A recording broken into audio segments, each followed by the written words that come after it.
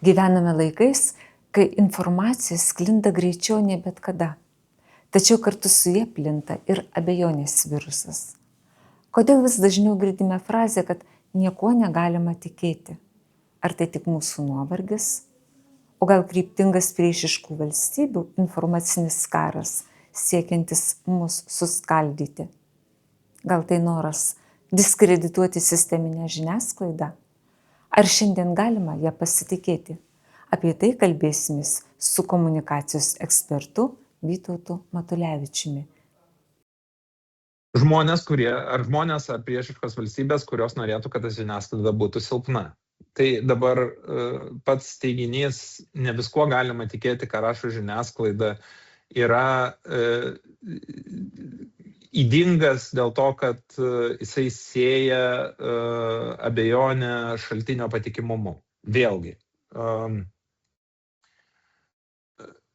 Lietuvos žiniasklaida yra laisva ir nepriklausoma. Žiniasklaidos laisvės indeksuose mūsų šalis yra aukščiau Jungtinių valstijų. Yra pirmajam 20-tuke, jeigu aš neklystu, ar tik ne 14 vieta, bet čia reikėtų pasitikrinti. Remiantis eksperto įžvalgomis, pasitikėjimas žiniasklaida yra vienas iš pagrindinių informacinio karo taikinių, nes jo tikslas pasėti abejonę šaltinio patikimumu. Viena iš mūsų klaidų, kad pasiduodame priešiškų valstybių įtakai, o jos siekia, kad būtume įsibaiminę ir panikuojantis.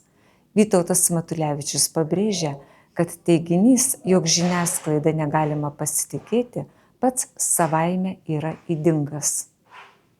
Tai dabar pagalvokim, kiek pasaulyje yra valstybių ir kur yra mūsų žiniasklaida. Tai jinai yra laisva ir nepriklausoma. Žiniasklaidoje dirba žmonės, jie gali kartais padaryti klaidą, faktinę, ar ne? Tai kadangi ypač portaluose yra lenktynės, kas pirmas kažką tai parašys, tai gali atsitikti taip, kad yra paskelbiama naujiena, kuri yra ne iki galo ten patikrinta, bet tradicinė žiniasklaida visuomet pasitaisys. Ir mes čia matėme nesenas atvejis apie žymėją Jenso Stoltenbergo knygą On My Watch, kur buvo greitai perspausdinta viena knygos recenzija estiškame portale, kurioje recenzijoje buvo prirašyta dalykų apie tą knygą ir Jenso Stoltenbergo teiginius, kurių tenai nebuvo tikroje knygoje. Ir tai buvo daroma iš skubėjimo, vėlgi, nes tai šokiruojanti naujiena, tai reiškia daug surinks skaitytojų, patiktukų, daug apie tai bus diskutuojama ir buvo skubama papostinti. Bet realybėje po to žiniasklaida visai iš esmės pasitaisė, kad to nebuvo toje knygoje, nes taip nebuvo. Tai tokių dalykų gali atsitikti ir tai yra normalu, kas neklysta tik tai tie, kurie nedirba. Pasitikėjimas yra atsparumo pagrindas. Ekspertas kviečia visuomenę labiau pasitikėti ne tik žiniasklaidą, bet ir valstybės institucijomis. Tai aš sakyčiau, kad taip ir reikia žiūrėti, kad žiniasklaida, kaip ir nei vienas iš mūsų, nėra tobula, bet žiniasklaida yra vėlgi arčiausiai objektyvios tiesos, kiek mes turime. Ir tikrai arčiau objektyvios tiesos, negu kažkoks tai netikras profilis Facebook'e, kuris neva tai jau aiškina tikrąją tiesą kažkokią su 3 raudonais šauktukais, kas jau yra didžiulė raudona vėliavėlė, kad tai yra tikėtina netiesa. Tai aš tiesiog kviečiu Lietuvos žmonėms turėti daugiau pasitikėjimo žiniasklaidą. Ir Lietuvos visuomenė šiaip pasitikė žiniasklaidą, vėlgi mūsų situacija yra pakankamai gera, normali. Dabar kyla labai daug diskusijų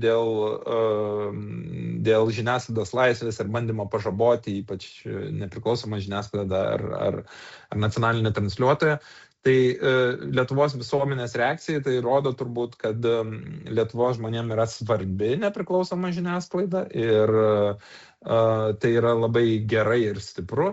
O politikų bandymai įtakoti nacionalinius transliuotojus yra absoliučiai nieko naujo kiekvienoje vakarų šalyje. BBC su tuo susiduria reguliariai, Britų nacionalinis transliuotojas, kitų šalių nacionaliniai transliuotojai. Tad demokratija yra toks dalykas, kad stabdžių ir atsvarų sistema ir viena iš svarbiausių atsvarų ir stabdžių sistemų tai yra pilietinė visuomenė, kurią mes turime.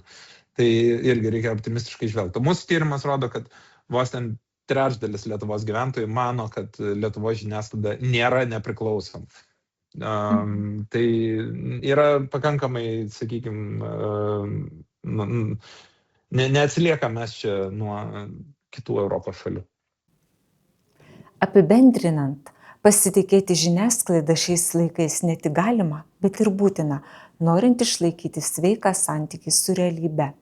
Vytauto Matulevičiaus žodžiais, žiniasklaida nėra tobula, bet ji yra arčiausiai objektyvios tiesos, kiek mes jos turime. Tikėti institucijomis, Lietuvos kariuomenė, Lietuvos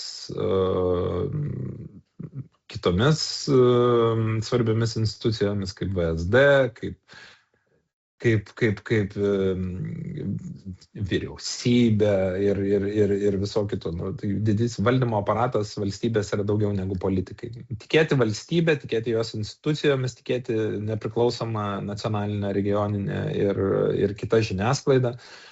Ir tiesiog nepamiršti, kad mūsų